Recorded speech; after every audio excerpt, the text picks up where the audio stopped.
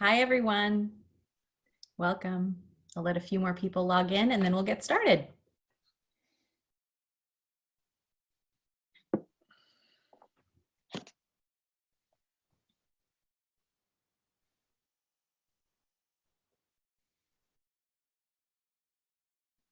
Hello.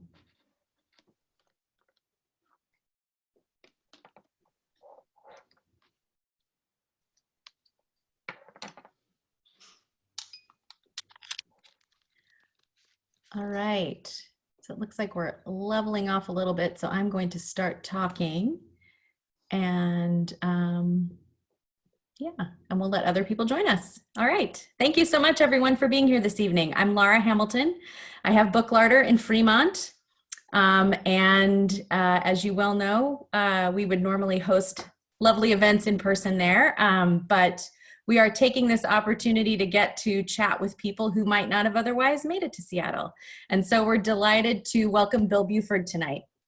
He's a journalist and a staff writer at The New Yorker, and he will be talking with Seattle's own Warren Etheredge about his latest book, Dirt. We will, of course, take questions during the talk. And so if you have those, if you could please use the Q&A button at the bottom of your screen, and that will allow us to track the questions a little bit more easily. And if you have any trouble with that, you can use the chat feature. And I know many of you already have the book. If you don't have it yet and are thinking of buying it, we'd be very grateful if you'd buy it from Book Larder. We are still offering free shipping in the continental US, and we also have some signed first editions of the book still available. So those are out there for you too. All right, so enough of me. I'm going to turn things over to Bill Buford and Warren Etheredge. There we go. Well, we almost had Bill. He's so close. There you are. There we are. How are you, sir? Oh, never better. How are you? I'm doing well. In honor of your book, I'm having a customary glass of Pinot Noir. That seemed like very nice. In honor of my book, I'm having a glass of Bourgogne Blanc. Good. All right. I was just going with what's in the text. I'm a rule follower. So it's so great to meet you. You're the author of many fabulous books, not just Dirt, but Heat before that, and Among the Thugs, and maybe we'll even get to that later. Everybody should have a copy of your book and buy 3 of them because you deserve it. But I want to start with this question for you. There's a phrase that you bring up in the book, which I find fascinating, which is Franco-chauvinistic. Do you think that you are Franco-chauvinistic, and how has that changed before writing the book and after writing the book? Oh, interesting. I would say I was really still anti-Franco before I began the book. Right. The book is a result or an outpouring of my time in Italy, and a book that I wrote called Heat, in which I fell in love with the Italian soul and Italian food, and learned how to find its sensibility and the texture of homemade pasta. And the French, forever at the outset, and even a little bit to this day, French chefs especially represented everything that was difficult and inaccessible and unfriendly. And there's this whole way they pose whenever there's a photograph where they put their, just watching it, whenever you see a French chef, he's got his arms crossed in front of his chest and it says, "Don't even bother." And there's, I had all the prejudices that everybody else has about French cooking and its fussiness. And I if anything, I entered this with a little bit of an attitude, which meant that when I finally fell in love with France and with the French and with their cooking and with the importance that food had at the table and in life, it was surprising and deep. And whether that makes me one who's going to be Franco-chauvinistic, I don't know, because I still love the Italians. I think the French and the Italians are profound culinary cousins, but I really fell pretty deep for France and the French kitchen. I did. Well, I mean, there's certainly a correlation between the French and Italians, which we'll get to at some point. But in an early conversation you had with Dan Barber, he says that any chef who is not French trained, their food is compromised. I believe that's his word for it. Do you and even lingered on the word. He sort of paused for a long time and said, compromise. Yes. Do you think that's accurate? Yes. Really? Yeah, I do. It took me a long time to learn it, but it took me a long time to learn the French discipline in the kitchen and to be able to call myself, French trained. Right. But this is a culture where for 300 years, and actually longer, 350, maybe even 400 years, they have the representatives of this culture, the members of this culture, have devoted themselves to perfecting every single preparation that nature provides by way of ingredients, and that they then fashion into food. And it's a long historical debate about how you hold your knife, what you do with your cutting board, how you have to take the ends off of your haricot vert. There's 7 different words for cleaning a fish, and it's a regime that's really been perfected for a long time. And yes, it's pretty fascist, and yes, it's pretty repressive. But the fact is that there's some really smart people who've been thinking about this for 4 centuries, and they've got their chops. They know what they're doing. And when you walk into the kitchen, Mr. Improvise, or Ms. Seat of the pants, and think you can wing it, you're missing a lot. And there's a structure there, which is, I wouldn't say I got still a lot to learn, but I'm pretty pleased I have this stuff. I like that. It's real. It feels very real. It feels legit, and it feels like you earned it. But even in reading Heat, right? Like, and no offense, but when you begin the process in Heat and going to Italy and studying that food, like, very little. I mean, no, once again, like, you have to learn, you have to bring your knives, you have to learn how to use your knives, all that stuff. When you dive into France, do you feel like there was still a ton you did not know, a ton you were not prepared for? Not until I got to France. Yeah. I started by feeling I didn't know how to get to France or where to go, and I, by a lucky chance, meet a legendary, imaginative, innovative, and experimental chef named Michel Richard on a train, and end up working in his kitchen. And the kitchen is definitely different, but I felt pretty comfortable there. I felt I'd worked in kitchens enough that, okay, there's a different approach, and as it turns out, I was doing a lot of things wrong, but I was okay. But when I got to France, I realized that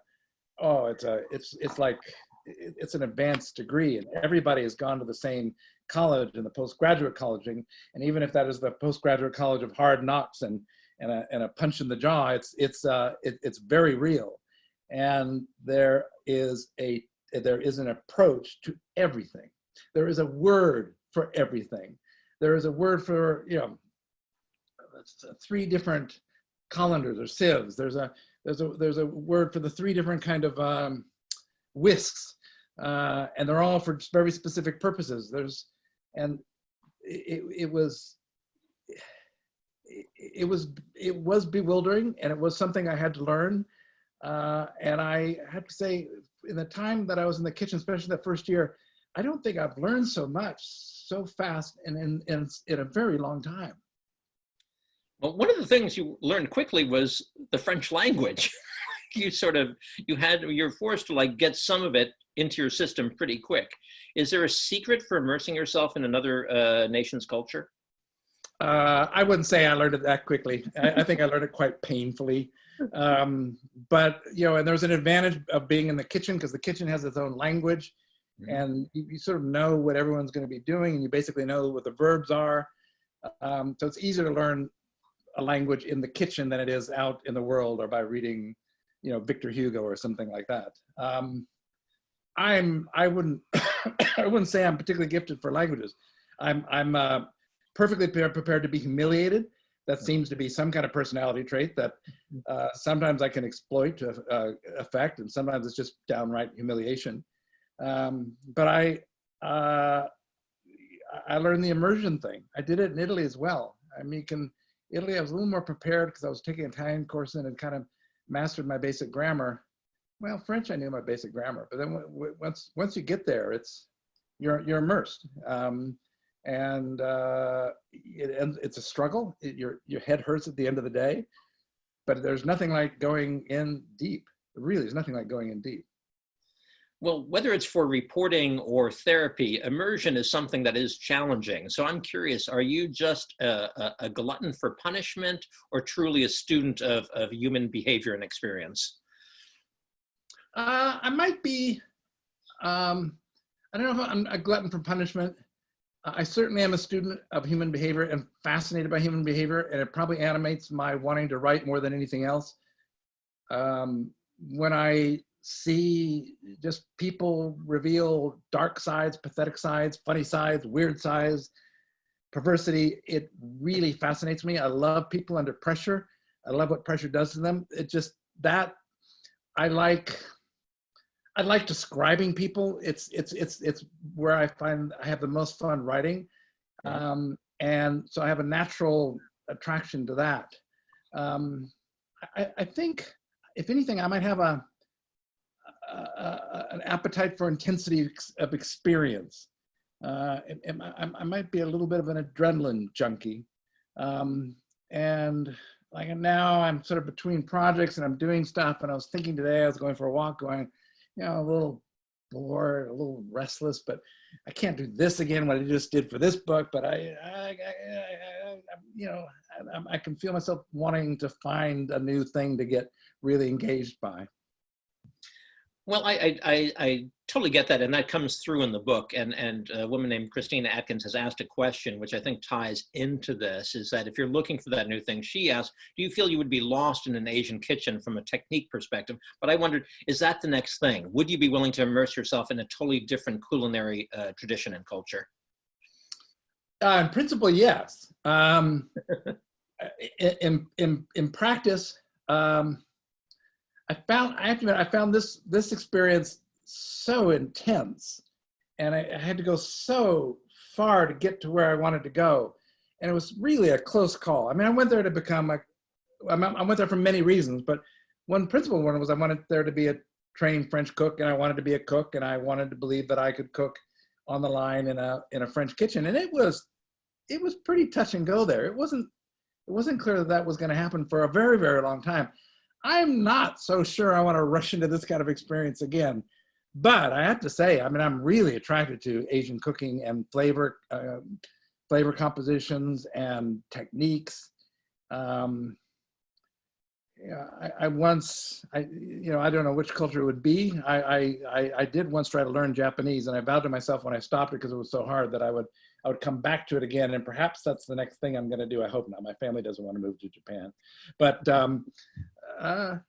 no, it's really what I'm doing these things is because the book is an excuse. The book, it's a mad way for me to try to make a living, but the book then puts me in a place where I do something I've wanted to do. So the quest is genuine.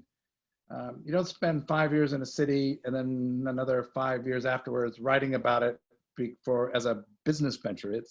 It was really what I wanted, and more than anything else, it was an adventure, and it was an adventure not just for me, but for my wife and for my children, who are now perfectly fluent, even government certified French speakers, and they eat in a way that no other American eats, and they understand food in the way that other people don't understand food, and they have this international perspective, and I don't think we would trade that experience for anything, even though we had to sell our apartment when we came back to New York. Well, I'm curious about something, and maybe I'm trying to figure out something about myself. Is that I like that idea of learning something, and I served as a butcher's apprentice for years, which may come back to. And I'm a trained doula, and I learned how to read palms, and I like studying things and getting the experience. But I didn't want to be you're a man after my own heart. I did the palm reading too. I love this.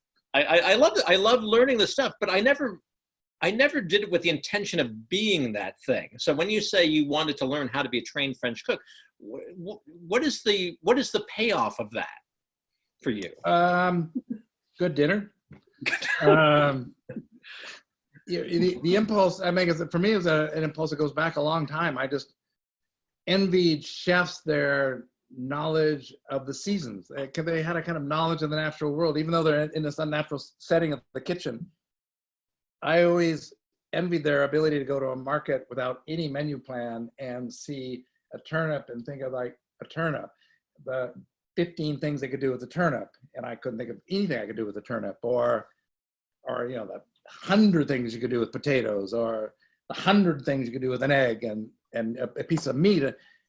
And usually it's seasonal stuff. It's whatever vegetable or root vegetable or piece of starch is current. That there's I don't know. For me, it was like it was almost a very romantic relationship to nature, and I wanted that knowledge. And I thought the only way I'm going to get that knowledge, where it's really automatic, where it comes from repetition, doing the thing over and over again, is by working in the kitchen.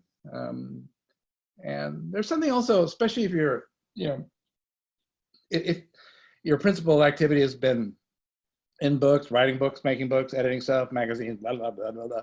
There's something really wonderful about making something with your hands that you give to people. It gives them nutrition, it gives them joy, brings everyone together. It's a piece of art, and then it's gone. I don't know. There's a very particular gratification to making food, which I like. I mean, I like enough that I did consider several times maybe just becoming a professional chef. But actually, I think I would miss writing too much. I'd miss the bad behavior of people under pressure and being a witness to those moments. But no, this is I could see wanting to learn to jump out of an airplane or read people's fortunes, but these are actually skills that I wanted to have in my life. That you can actually use somewhere else. That makes sense to me. Yeah.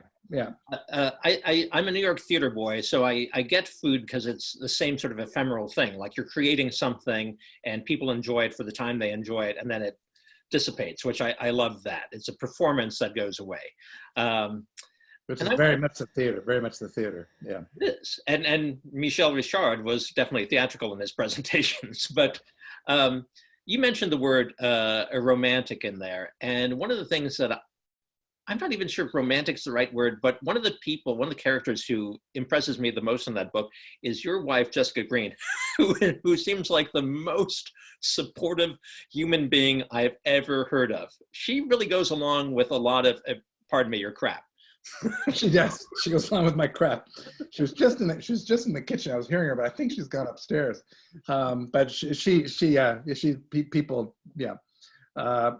got a lot of praise, admiration, and just astonishment that she married me in the first place and remained married to me and stuck it out. And it was wonderful for me actually, because she's a great linguist for a start. This book wouldn't have been possible without her fluent French to get us apartment and healthcare, among many other things. She's a great speaker of Italian as well, and she's a scholar on wine. But this was the first time in my writing life where I could really write about her and my children and my family and having a family. I realized recently, because I like the fact that I was able to make her part of my story and a very big part of my story. And clearly, without her, there would be no book. And clearly, she's the better half of our unequal equation, our marriage. And clearly, she's the force of good. And her husband is just an opportunist. But I realized that one thing I didn't do, because it's a very important feature of this kind of narrative writing and nonfiction writing or all writing, and I didn't describe her physically. Mm-hmm. I could have done that. And I know I tried it, and I thought, I was like, no, you can't say that about your wife. No, you can't. But you're great at describing people. So you now have your opportunity to describe Jessica so we can all picture her, not just as I do, the saint that she appears to be.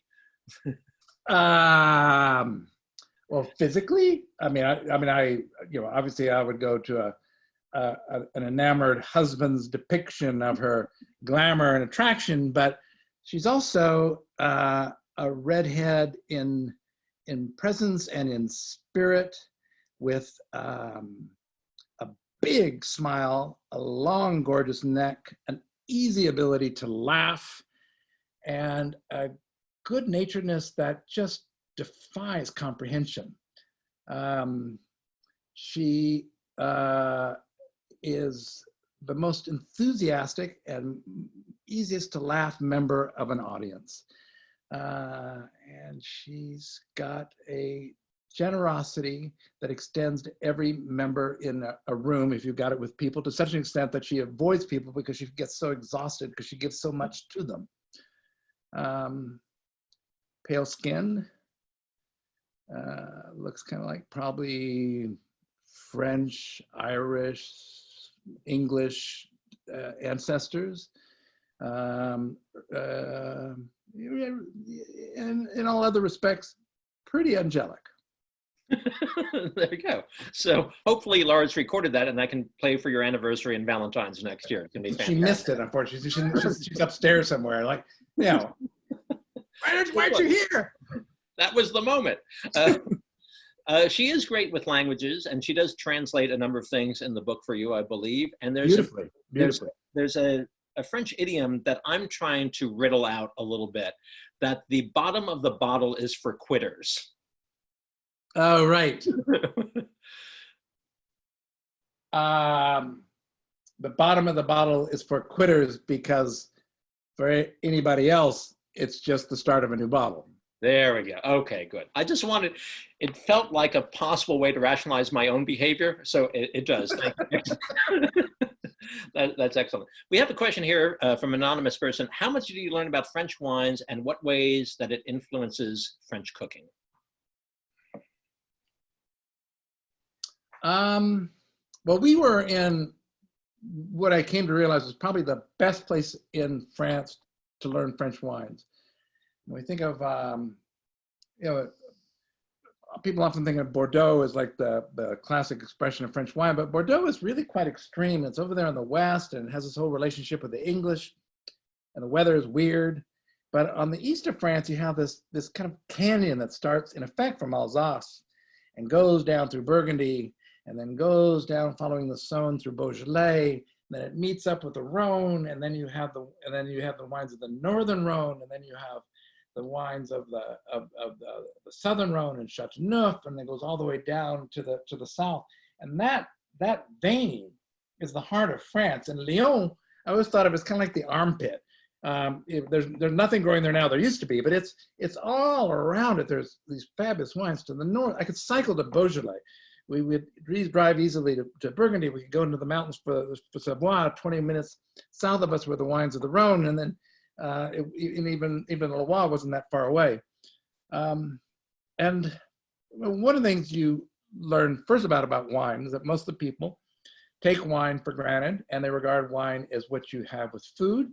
They regard wine as dangerous, and they all drink modestly, but drink all the time. The only people that didn't drink modestly turned out to be mainly our friends. And they were our most immodest drinking French people that we met.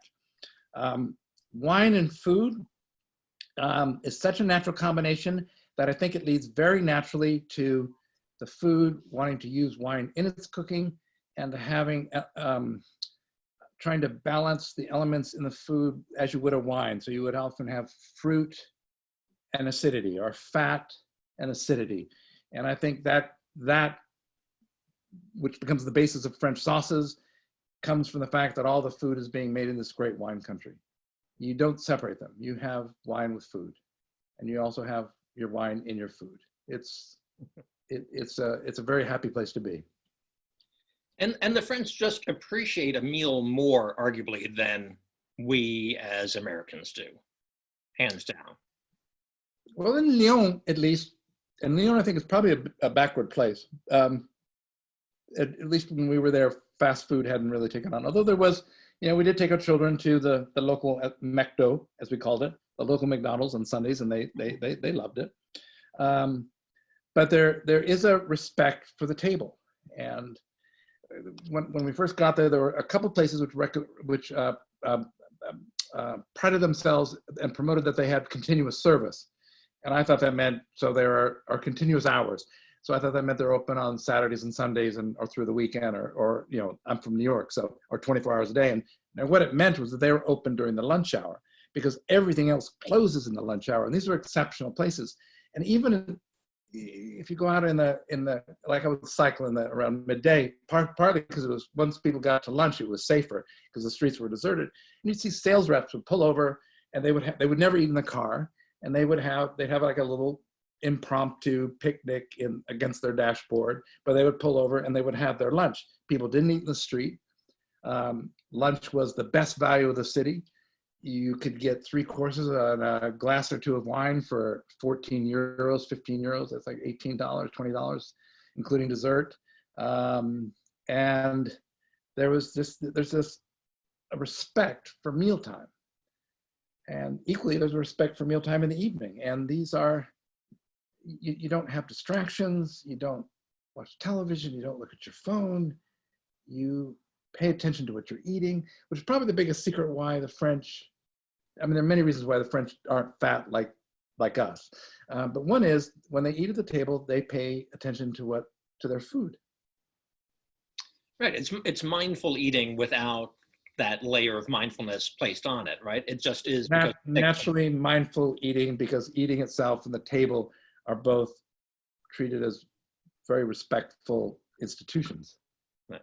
Now I'm curious, because recently you've been talking about how you believe that post-COVID, Americans may become more respectful, at least of the restaurant experience. I don't know if that's going to lead us to sit down for 2-hour meals, but how do you see that playing out? I think in America, we've come to take the restaurant meal and all its manifestations for granted. And all its especially in the cities. It's meant, because we're now in Maine, and it's definitely different. We're in the rural countryside. But in the cities, I can remember I had the guy who runs Zaggett's, who's probably named Zaggett's, Mr. Zaggett, which was, I don't know if it's still in business, but it was the guide to restaurants. And I had an argument with him. I said, because I was defending cooking at home, he said, no, talk to me. No, tell me. Like, what do you do in the day? You're writing, right? Yeah, you're writing. So if you could have an extra 3 hours to work, just think how much more work you do. You don't have to shop, you get the food, you don't have to clean up. He's making this whole argument for basically never cooking at home. And it was persuasive, actually, because I would benefit from an extra 3 or 4 hours. What I hadn't realized until COVID shut everything down is that we, who pride ourselves on making a home meal, we're actually more dependent on the restaurant culture than we thought. So my wife and I would go out once or twice. There'd be a night when we get busy and we'd order in. Maybe sometimes we'd order in twice. And when our sons were at home, they got in a situation where they could order in, and we were using the restaurants for a kind of laziness, and we're taking them for granted. What you see in France is this, because you're cooking mainly at home, and you're making lunch and you're making supper. And when you go out, it is a special thing. It's what you're not doing at home. At home, you eat lightly, you eat carefully, you make sure everybody's fed. You're doing home cooking. But when you go to a restaurant, and that's like, it's not just like the cook's day off, it's the whole family's day off. It's a celebration. And you order everything, and you never miss dessert. And if the portions aren't big enough, you're like, what? I didn't come here to eat small. And it's fascinating. It's not what you think the French could be, because they're also skinny and contained, but in fact, implicit in this is a love of the restaurant. And I think we've lost that love. We've taken the restaurant for granted. We've taken prepared food for granted. And in fact, if we can get to that spot, because the restaurants are going to be different. They're going to be smaller. A lot of them are going to go under. It's going to be a different culture. They're going to have less customers. If you get to that spot where you really regard it as a privilege, you're not cooking dinner tonight. You're not having to shop. Someone's making food for you. Not only that, but it's good food. That's wonderful. There was a big wine Burgundy celebration. I'm forgetting what it's called, but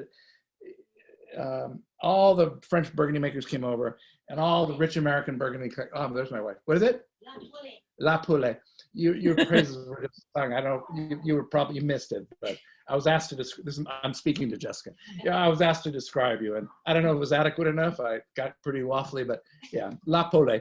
And the La Pole was this imitation of the La Pole in Burgundy, and you bring the winemakers out, and then all these American collectors come, and they're all boozy and blubbery and overweight, and they're guzzling magnums of wine. But when they get to dessert, they say, "Oh no, we don't need dessert. No, we can't eat dessert." Every French winemaker sat down and ate his or her dessert because they were being served. And if they're being served, they're going to eat everything, and they're skinny. So if our future restaurant is, I hope it'll be where we respect the restaurant, and it'll make us all skinny. Well, as we'll probably wind up with only half the restaurants we have right now, maybe we'll respect those that survive a little bit more and return to our own cooking a little bit, so that we do appreciate what others do. I'm knocking on the wood that is not here. I have a question for you. In the book, you talk about Lyon and Paul Bocuse and others talk about one of the secrets there is that they have access to great ingredients. A question I have, and it's mirrored by Jennifer Harkins, is that she once heard a chef in Seattle talk about how they feel they have a lack of quality ingredients here in the Pacific Northwest. Do you think that the majority of cooking comes down to what you can get your hands on? Yes. But that doesn't mean that there isn't a lot to get your hands on. I cannot believe that in the Pacific Northwest, you don't have access to the fabulous ingredients. I just don't believe it either. I'm reporting it. I find that really, I'm all right. You may not be able to get some of the things that you're not going to get the freshwater lake fish that you can get in France, but nobody else can get that. You may not get the foie gras from the great ducks, or you might. You may not get the stuff that comes from particular patches of earth, certain vegetables, cheeses, ways of eating. True, that's all true. I mean, Lyon is unusual because it's just like it's near all these vineyards, it's also near lots of lakes and rivers and mountains and traditions of raising pork in the south and traditions of raising birds just a little bit in the north. And all that's what I would call like a carriage drive away. It's all like 50, 75 kilometers from the city. So the city was always the marketplace for all the things around it. Or as one French writer observed, Lyon is the only major city in France that doesn't have a port. It is itself, and it is served by everything around it. Everything around it is basically farmers. But having said all that, I think there's a wealth of things in the Pacific Northwest, and it's just discovering your ingredients and learning how to make them. One of the best dishes in Lyon is a thing called a canal de brochet. The brochet, I can't remember what it's called in English, but it's this massive, I've almost got it. It's massive, bony river and lake fish, massive, but it's so bony you can't eat it because there are way too many bones. So you just get all the flesh off the bones, and then you make quenelle out of it. You make a souffle with the fish, and it's one of the great Lyonnaise dishes. It's fantastic. Whenever you meet someone, they say, let's go have a quenelle. It's what you do. You go to Bouchon, you get a bottle of Beaujolais or a pot of Macon, you eat a quenelle. But that's the food that comes from, they've been making that for hundreds of years, and it's the food from there, and they figured out how to make it. And what makes it so good is the fact they've been doing it for hundreds of years. And that's the ingredient itself is pretty gnarly, but they've come up with ways of making that, as you find in a lot of rustic cooking, they find out ways of making almost any part of the animal or the fish into a meal. And it's just, some of that what makes it is the ingredients, but a lot of it is the know-how of centuries of people being in the same place. Really what is at work is like, we're in a modern world where we can get jobs and we move to here, we move to there, our families split up.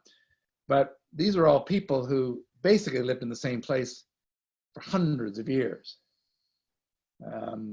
And what comes out of that is a real know-how with ingredients. It's slightly at a tangent, but I got to know the parents of Daniel Boulud, the French chef, great French chef, and he became a very good friend. And his father, I love his father, Julien, and he was talking about how he knows some Italian because he'd read Italian words in the newspaper, and he recognized them because that was the peasant language that he learned from when he was a boy from his uncles when they were in the fields. And his local language was a little bit different from the language of his wife, and hers and hers was, you know, also borrowed from Italian because they're close to the Italian border. But each of these places they're not far away, but they each had their own little language, which is kind of a Franco-Italian language. And because they're all in the same place for a really long time, generation after generation after generation, and they all, in the same way that they have this unusual language, they all have a very unusual way, they all have ways of making food out of their ingredients. And that's kind of the appeal of French cooking. It's the discipline that's been inculcated over 4 centuries. It's these foods that they figured out how to make them good. That was a very long answer. So long answer. I can't remember what the question was. I'm sorry. It's just, No. I totally. The ingredient. It's the ingredient question. It gets to something that I find attention in both Heat and Dirt and Beyond, which is this idea of the importance of tradition in food and the importance of innovation, right? So there's clearly an emphasis on tradition, but innovation means something too, whether it's Michel Richard, who is truly innovative, or even Paul Bocuse, the difference between, cuisine classique and nouvelle cuisine. Those are different things. Where do you stand on that? Is it the job of chefs to recreate the way things have always been done and do it perfectly, or to find new ways to do it better? I'd say the honest answer to that is both. Okay. I think there's, and I'd say this, it's not just nowadays, I would probably modify it. So there's tradition, there's innovation, and at least in France, in between, it's kind of like rigueur, there's a regime. There's because a lot of the traditional ways of making food in France and Italy are rustic preparations, and they have an integrity that can't be quarreled with.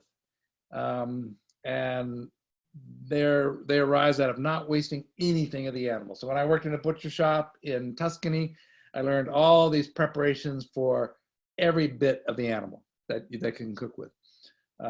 And in France, it was extreme, and something like, I was even skeptical that like cooking a chicken in a pig's bladder, I figured it really just had to be like some anarchic French technique. So there's a big part of French tradition, especially around the 19th century, where there was a commitment to eating everything and coming up with really clever ways of presenting it.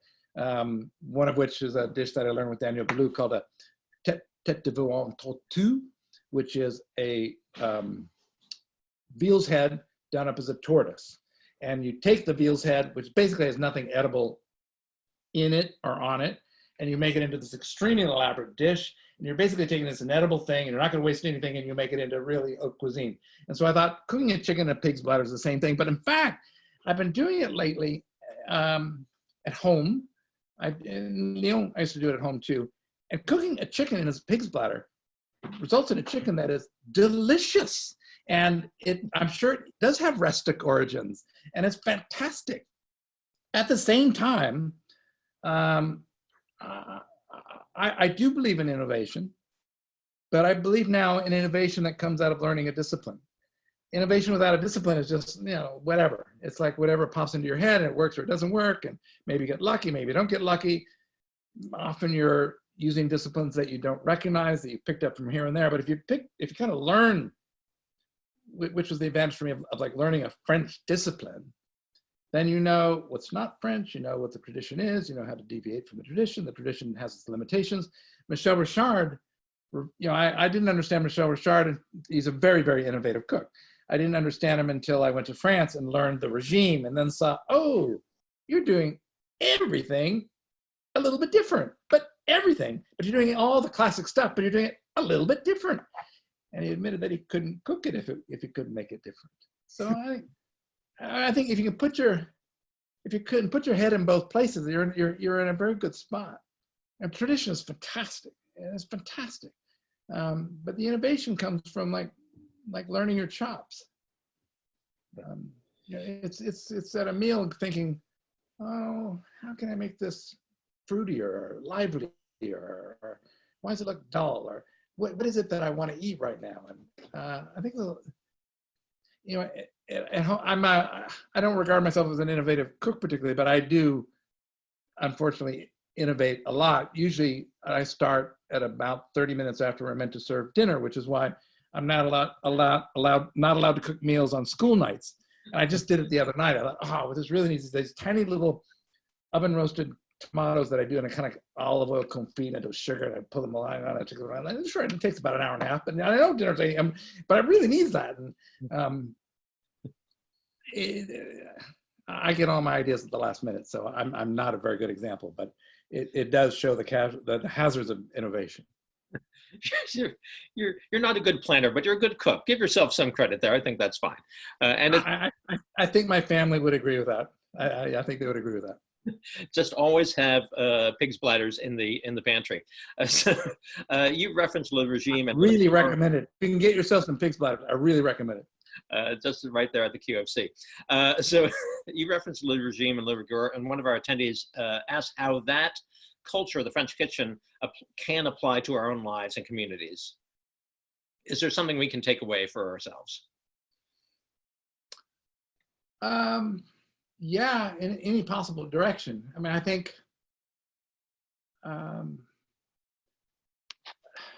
yeah, I mean, for me, there are lots of lessons. I mean, there's a very simple lesson of being committed to good ingredients and fresh ingredients.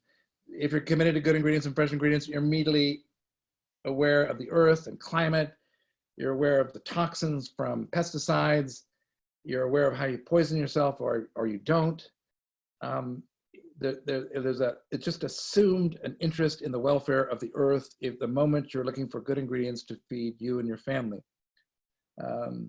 I think the takeaway, once you get involved in cooking properly, is you're then getting involved in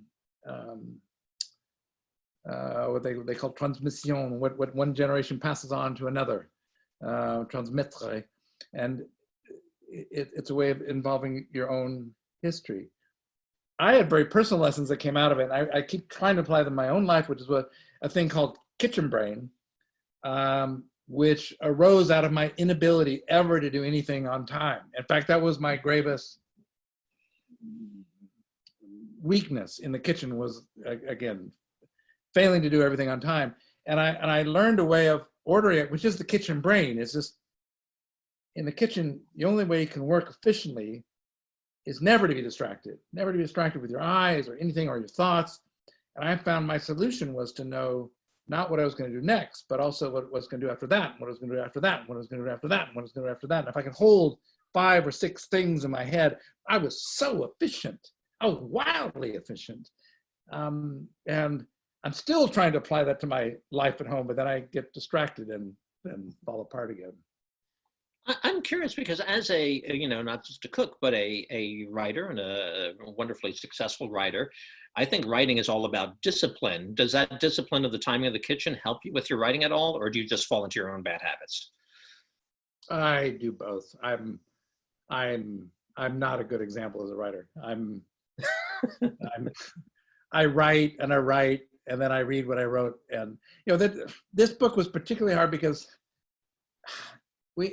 we, my wife, my children, and I had such powerful experiences. It was such a powerful thing to live in Lyon for 5 years, and for my children to become French, and for us to be accepted by the city there, and sort of get their reverence for food into our blood.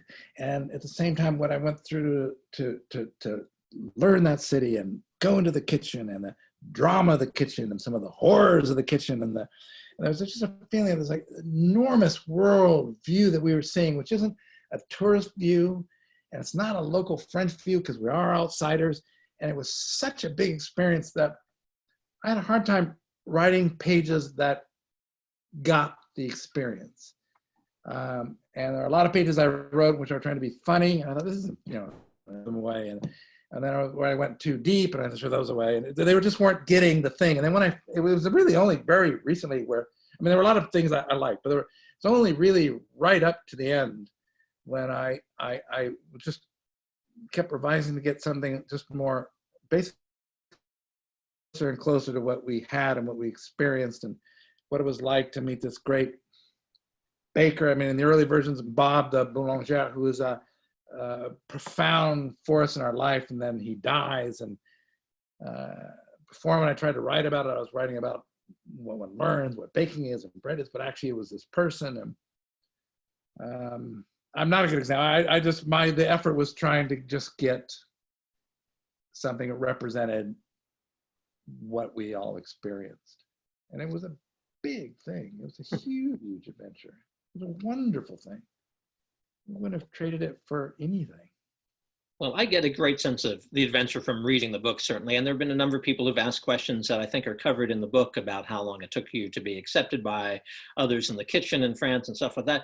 But I'm curious about something that's not in the book. It's only hinted at, is that, you take your kids out of preschool in New York a few days in, and your kids, at least for a week, went to the same preschool that I did, Jack and Jill. Oh, really? Well, they were there for actually almost a whole quarter. They were there almost for a whole term. Formative. Oh, wow.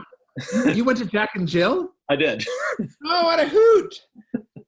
So I was excited for them. But they go away to France, which seems like a much better deal. And then they come back. How challenging has the transition back for them been? I know you talk about their abilities with languages a little bit, but that seems like a hard transition.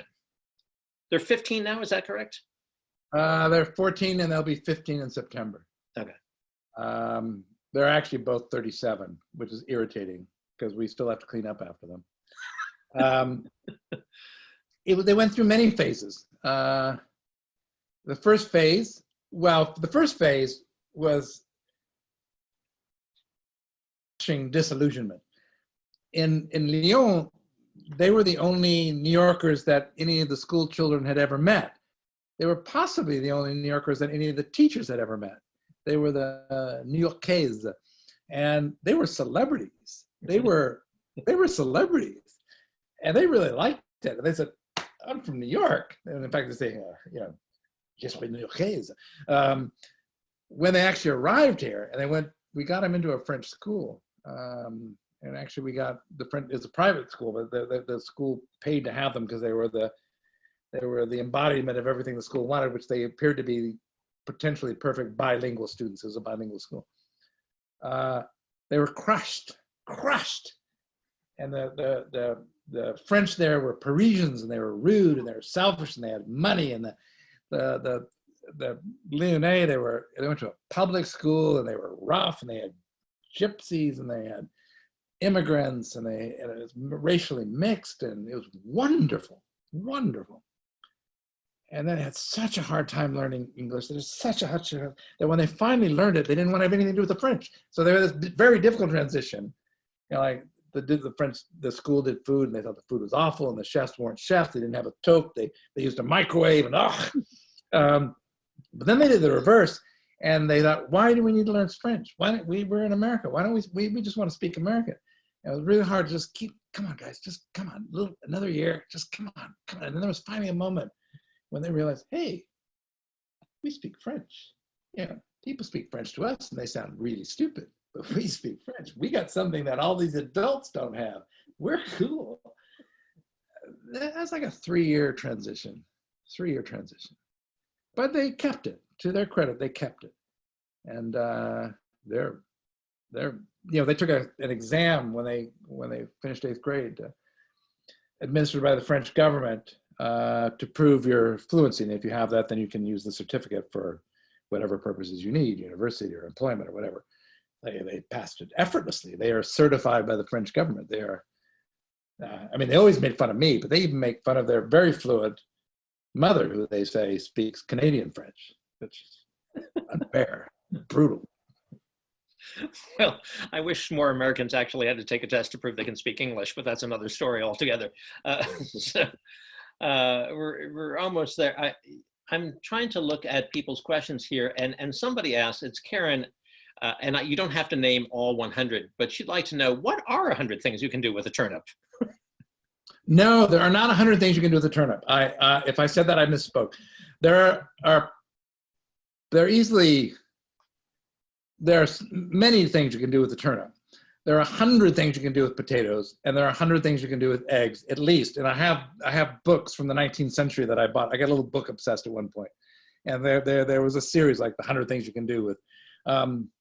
Potatoes and eggs are particularly versatile, and French chefs seem to go crazy with all the things you can do with potatoes. But having said that, there are quite a lot of things you can do with turnips. There's a dish that I was learning to prepare. It was a dish for a competition with duck. It was like a canard au cidre. It was duck in a cedar sauce, where you take the breast and you do it all pretty and raw and like little planks, little steaks. And then from the rest of the duck, you made a duck pie. And you had to use only very specific ingredients, and one of them was turnips. I ended up studying turnips actually quite hard, and went deep into turnips and duck, which seemed to be a very basic French combination going back at least into the early 17th century, if not the 16th century. Eventually replaced by oranges from the Italians and citrus factories. But it's a very classic preparation. You can cut your turnips in slices, and you can do a little bit of sugar on them, and you can saute them in the pan, and they suddenly become really sweet, like they taste like a fruit. You can take your turnip, and you can sort of saute it in butter for a little bit, and then put it in a little bit of stock where it gets soft, and then it's like a roasted bulb, and again, it turns sort of magically sweet. If the turnip is young, you can carve it. You want to carve out the outside skin of the turnip, which is, is a little tough. And when you cut out the outside skin and you trim it just very, very carefully around, then it becomes just like a white Christmas ornament. And then you can just barely simmer that and then put that on the plate, and sort of a decorous item on the plate. There are a lot of things you can do with the turnip. You can't do 100. And if I said that, I misspoke. I don't think you can do 100, but you can do a good 10 to 20. Oh, so that's 19 more than I had. So that's good. You have encountered and worked with and been in the presence of many well-regarded chefs, some celebrity chefs, some legitimate chefs. That whole field has changed dramatically over time. Do you think that celebrity chefdom has improved cooking, or has it actually been problematic? Well, one of the benefits of celebrity chefdom is that it makes making food a glamorous seeming enterprise. And it does result in a kind of food fascination, like pornography of watching food, because making the food is its own kind of narrative, and it results in something that's really sensual and appealing and attractive. You start with raw ingredients, you end up with the finished one. I think I think we were a culture, especially in the United States, that was really separated from its ingredients and was increasingly unable to cook food. There is a benefit in the glamorization of the chef, which is that it is a glamorization of making food. We've learned perhaps during this quarantine period that we were less skilled and gifted than we thought we were, and that it's really quite a lot of hard work. And actually that work isn't very glamorous. And what I find most amusing is that chefs have discovered that as well. I remember Dave Chang, great chef, great man, very, very accomplished, really flashy when he wants to be flashy. And he's saying, all I'm doing is I'm cooking and I'm cleaning up. And I'm cooking and I'm cleaning up, I'm cooking and I'm cleaning up. That's all I'm doing all day long. That's all I'm doing all day long. It's like, finally he's like, that's the reality of cooking. But it'll be interesting what happens now. It's had a serious bump, the celebrity chef. What's going to be the trick now is just going to be making a restaurant work. It had a serious bump after the Me Too thing. There's been a great equalizing. We're actually in a position where, given everything that was happening before the coronavirus, and also Black Lives Matter. It's the kitchen that's going to emerge. You know, if this, unless we're like just afflicted with horrible cultural amnesia, the kitchen that's going to emerge in the next decade is going to be very different. And I think it's going to have more integrity, will possibly be more modest. I'd like it to believe it'll just be truer. The stuff that'll work will be truer to its customers. It'll be more faithful to its ingredients. We're going through a really hard time, and there's nothing but sadness looking at the restaurants that are just barely holding on, and great people are losing their jobs. But what's going to emerge out of this is going to be interesting, I think, and it's not going to be the celebrity chef, I don't think. I think it's going to be absolutely fascinating, because this is a time of great change, certainly, and I know this is probably requires a much longer answer, but in your book Among the Thugs, you talk about soccer hooliganism, and there seems to actually be some correlation in my mind between that mindset and the old Anthony Bourdain fabled kitchen mindset of those workers there. There's a certain rowdiness and pugilism that I would associate with both those crews of people. Is it time for that to change? I think it is changing. I mean, in Heat, I spent about a year cooking in the Babo kitchen, and I thought it was hard not to miss that there were affinities between what I was seeing there, which was largely, wasn't entirely male, but it's largely men behaving badly in crowded spaces. And I had written a book about men behaving badly in crowds, and there were definite affinities. I didn't go into the kitchen because I was interested in men behaving badly, but I was interested in what happens to people under stress, just because it's, I mean, I'm a writer, and that's usually copy. It's just interesting. It's just the normal narrative is cracking. Not all kitchens are like that. Michel Richard's kitchen was not like that. The kitchens that are now being run by women are being run by people who have really done their dues. Everybody in a serious kitchen has paid their dues. The women who are there at the helm have gone through extraordinary tests to get to the spot they are. And there is no question that finally you are seeing women in the kitchen, and I think they're running, if one can generalize along gender, better kitchens, mainly because they're not dominated by the sexual perversities of men behaving badly in the kitchen. I think that is happening, and it can only be welcomed. There are not enough women yet, but there, even when I was in the Institut Paul Bocuse, which was a while ago, most of the, I hesitate to use the word thrusting, but most of the ambitious cooks were women, and they were good. And there's been a whole new generation coming into the kitchen. At last, it's like, duh. Right. It seems obvious once it happens, but then it's amazing. And the same should apply, obviously against across racial lines as well. There's a kind of big duh.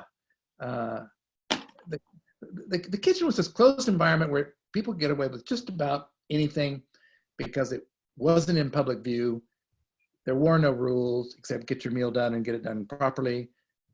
And there were no repercussions when you behaved badly, because what you did there was not what you did out in the public world. And that's changing, and that's good. There's no reason for it. Ultimately, the objective is the one that I sought when I went into the kitchen in the first place, which is to learn how to make good food, and to learn how to make good food in any conditions with all possible ingredients in every season. And that's why we're in the kitchen. It's not to beat people up. Well, obviously, you've learned a lot through heat and through dirt about how to make better food in the kitchen. I trust that even if you don't make your meals in a timely way, your family is appreciative whenever you do make those meals. But I'm curious how, as a final question, how your relation to food in terms of going out to dinner has evolved. Or do you even want to go out at this point? Oh, we'd love to go out. I think I value going out more than anything else. We haven't gone out much. I mean, our first meal was at a lobster shack, and with eating lobster so fresh that when they ran out, they had to dash to the pier and pull lobster out of the water to quickly rush back and cook and break up. And I thought, this is exactly where I want to be. I think it was a great place for the restaurant. The restaurant is,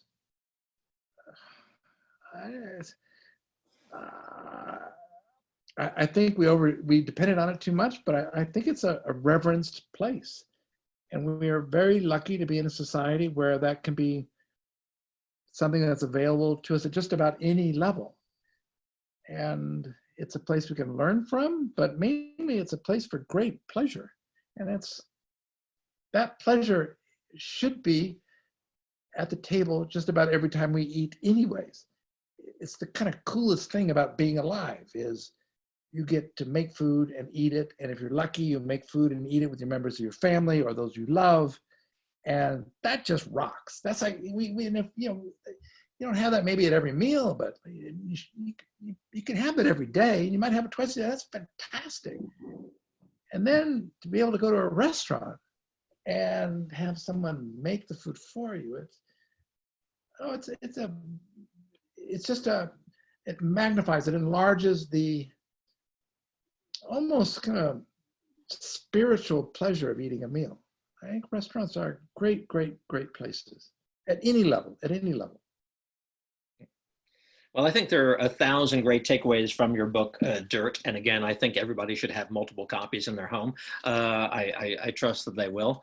They should buy your other books as well, Heat and Among the Thugs. Have those, very different reads, but well worth them. There are many takeaways. I'll go to just 3 of them that I think are important. I think that you have mentioned sort of like art, the art of food is dependent on learning the rules in order to break the rules, or at least to advance the rules of how you cook. I think there's something to eating more mindfully out there, whether it's a restaurant, at home, take more time like the French do. And my tip of the day is for Americans out there, just try putting down your utensils between every single bite. It's amazing how quickly we eat just because we hold on to our forks and knives at all times. And the last one is always keep pig's bladders at home in the kitchen. So always.